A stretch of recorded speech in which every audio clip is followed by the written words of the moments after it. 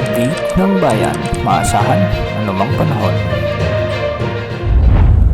Magandang oras po sa ating lahat. Narito ang update sa lagay ng panahon at sa patuloy nating minomonitor na si Bagyong Julian.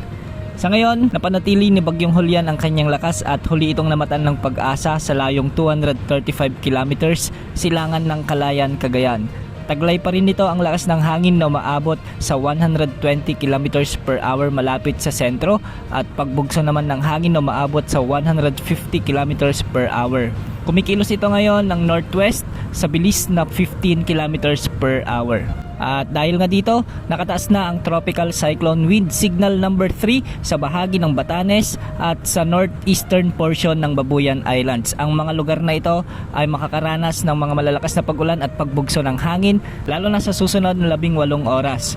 Samantala, nakataas naman ang Tropical Cyclone Wind Signal number 2 sa bahagi ng mainland Cagayan, sa nalalabing bahagi ng Babuyan Islands, Apayao, ang northern at central portions ng Ilocos Norte, at Signal number 1 naman sa bahagi ng Ilocos Sur, La Union, ang nalalabing bahagi ng Ilocos Norte, Abra, Kalinga, Ifugao, Mountain Province, Benguet, Isabela, Nueva Vizcaya, Quirino at ang northern at central portions ng Aurora. Pinapayuhan natin ang mga lugar na nasa ilalim ng Tropical Cyclone Wind Signals na maging alerto sa mga malalakas na pagulan at pagbugso ng hangin dahil posible ang mga biglang pagbaha at pagguho ng lupa. Makikita nga natin sa ating satellite animations na ang mga lalawigan ng Batanes, Cagayan kasama ang Babuyan Islands, Apayao at Ilocos Norte ay nakakaranas na ng mga pagbugso ng hangin na may mga malalakas hanggang sa kuminsan ay matitinding pag-ulan dahil kay Bagyong Julian.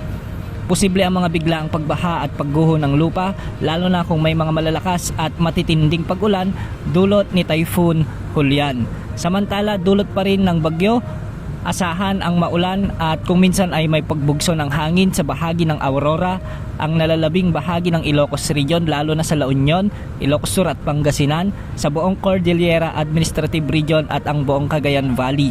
Posible rin ang mga biglaang pagbaha at pagguho ng lupa lalo na kung may mga malalakas at kung minsan ay matitinding pag-ulan.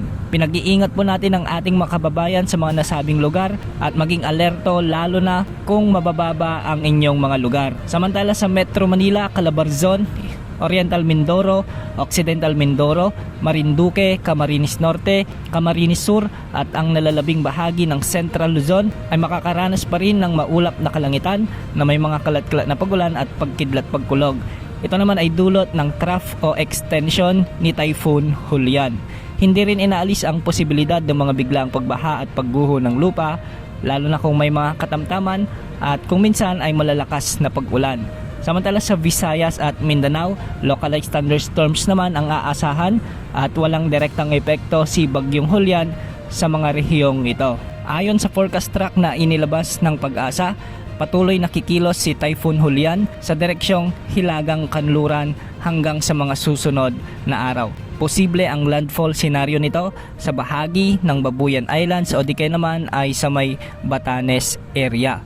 Hindi rin inaalis ang posibilidad ng rapid intensification o maging super typhoon ang bagyong ito lalo na habang lumalapit ito sa may kalupaan ng Batanes o Babuyan o di kaya naman ay pagkalagpas nito sa bahagi ng Babuyan o Batanes area. Sa mga kababayan natin dyan sa may mga isla ng Batanes at Babuyan, doble ingat at alerto po dahil posible ang mabagyong panahon sa inyo pong mga lugar.